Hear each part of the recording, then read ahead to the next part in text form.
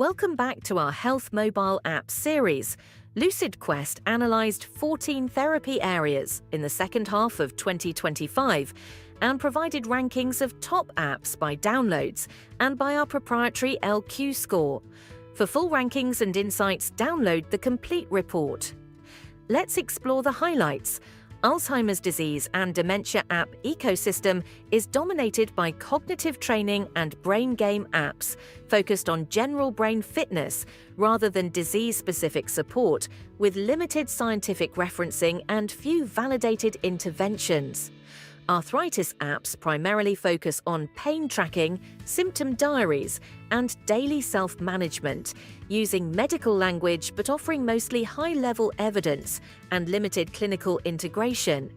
Cardiovascular disease apps form one of the largest and most crowded ecosystems, centered on heart rate, blood pressure, ECG, and wearable monitoring, yet largely remain tracking tools rather than decision support solutions. Crohn's disease, IBD, and ulcerative colitis apps operate in a small, medically framed ecosystem emphasizing symptom, diet, and medication tracking to support self-management rather than ongoing clinical oversight. Diabetes apps reflect a relatively mature therapy area built around glucose monitoring, insulin tracking, and lifestyle management, with strong daily integration but limited automated treatment adjustment. Hemophilia apps exist in a highly specialized ecosystem focused on infusion and bleed tracking, with strong credibility but minimal innovation beyond logging. Kidney health and nephrology apps focus on lab values, dialysis scheduling, diet and medication tracking, yet offer limited disease stage personalization and clinical workflow integration. Major depressive disorder apps occupy a broad, consumer-oriented landscape centered on mood tracking, CBT-informed exercises, and self-help content, with limited formal validation or mental health care integration. Migraine apps are condition-specific tools focused on attack logging, trigger identification, and medication use, showing relatively strong credibility but remaining largely tracking-based.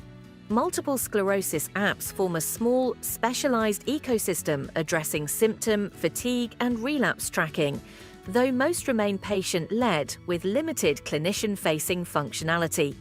Oncology apps across multiple indications span education, symptom support, treatment organization, and survivorship, but largely function as supportive tools rather than integrated care components.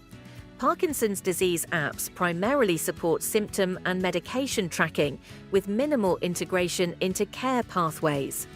Psoriasis apps are mainly used for flare tracking, photo documentation, and treatment adherence, while validated outcomes and treatment optimization features remain rare. Respiratory disease apps are clinically framed around asthma and COPD monitoring, inhaler use, and spirometry-related features, yet mostly follow a track and report model without proactive treatment optimization.